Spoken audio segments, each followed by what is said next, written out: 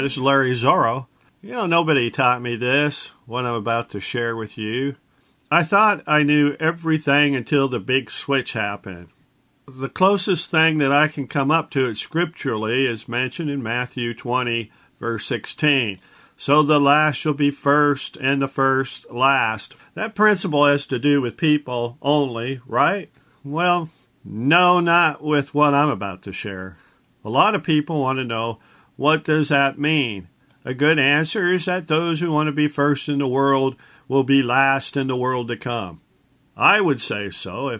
If those that are last shall end up in hell, that would be the last place I would want to go. However, I'm not dealing with people when I'm referring to the big switch. I'm dealing with Bible interpretation. Joel chapter 2 is my example. The chapter begins with the day of the Lord, with the sign of the black sun and moon, or dark sun and moon. According to our roadmap of end times, the book of Revelation, the beginning of Joel deals with the very last part of the book of Revelation. No dark moon sign or dark sun sign is mentioned in the last part of Revelation. However, we do have the smitten moon, where the sun and the moon is smitten. Revelation 8:12, and the fourth angel sounded, and the third part of the sun was smitten, and the third part of the moon, and the third part of the stars. So, as the third part of them was darkened, and the day shone not for a third part of it, and the night likewise. Nope.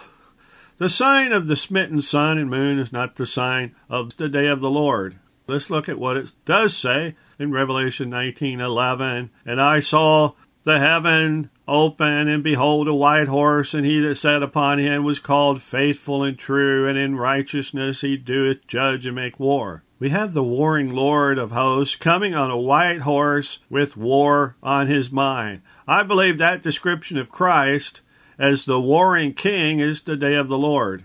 Joel chapter 2 starts out with it. Joel 2 verse 1. Blow ye the trumpet in Zion, and sound an alarm in my holy mountain. Let all the inhabitants of the land tremble, for the day of the Lord cometh, for it's nigh at hand. What is the sign not given in Revelation of the day of the Lord?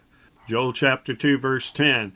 And the earth shall quake before them, the heavens shall tremble, and the sun and the moon shall be dark, and the stars shall withdraw their shining.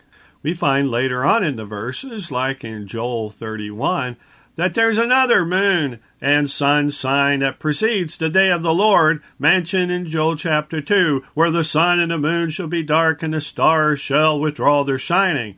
It's Joel chapter 2, verse 31. And the sun shall be turned into darkness, and the moon into blood before the great and the terrible day of the Lord come. Did you see what happened in Joel 2? The last was mentioned first, and the first or previous sign was mentioned last. Joel 2 has a switch, a big switch. I don't want to spend a year on this topic, but let's see the significance of Matthew 24 as it pertains to biblical interpretation. I believe the same switch happens in Matthew 24. Perhaps we were not meant to see it until the end of days, which I believe that we are in. But I do hope that you will agree and see it too. Matthew 24, verse 29.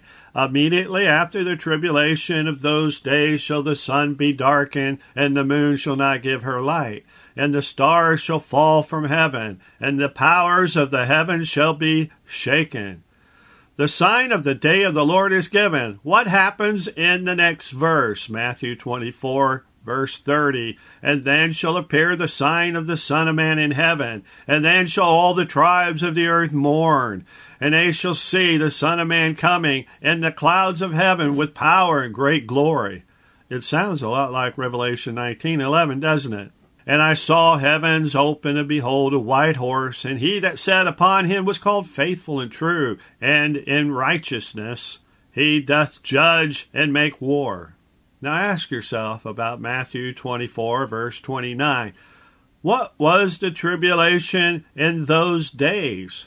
It happens at the time of Matthew 24, verse 15. When ye therefore shall see the abomination of desolation spoken of by Daniel the prophet stand in the holy place, whoso readeth, let him understand. Well, we see from these verses that this time is so bad that those in Judea have to flee to the mountains. Matthew 24, verse 16. Then let them which be in Judea flee into the mountains. Matthew 24, verse 21 says, For then shall be great tribulation, such as was not since the beginning of the world to this time, no, nor ever shall be. This all happens before the day of the Lord. Calamity precedes the coming of Christ as warrior king. This is great so far, but where is the switch? Well, we'll get to it. The sign of Noah, Matthew 24:37. But as the days of Noah were, so shall also the coming of the Son of Man be. There's also another sign not given in Matthew, the sign of Sodom. The sign of Sodom, Luke 17:28. Likewise, also, it was in the days of Lot that they did eat, they drank, they bought, they sold, they planted, they builded. Look at all the signs in Matthew 24, and I find that the signs of Noah and Lot are out of place. They should come before the great tribulation of those days. I believe God intentionally did the big switch as he did in Joel chapter 2. The day of the Lord comes after not a time of peace and safety, but after the great tribulation. The sign of Noah and Lot were not after the great cataclysmic destruction, but after a time of peace and safety, a time of happiness with eating and drinking and new marital reunions.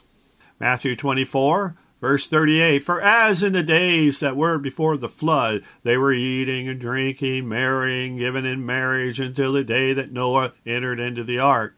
Matthew 24 and Luke 17 does not fit with a time of great tribulation. It fits the time of the dark sun and the blood moon, Revelation 6:12.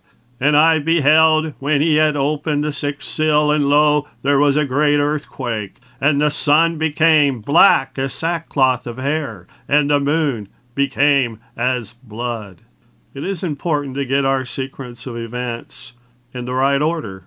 With being in the right order, our interpretation will take on new meaning, and our faith in the Word will abound in a new filling and power. Well, this is Larry Zoro. God bless. Subscribe. See you later.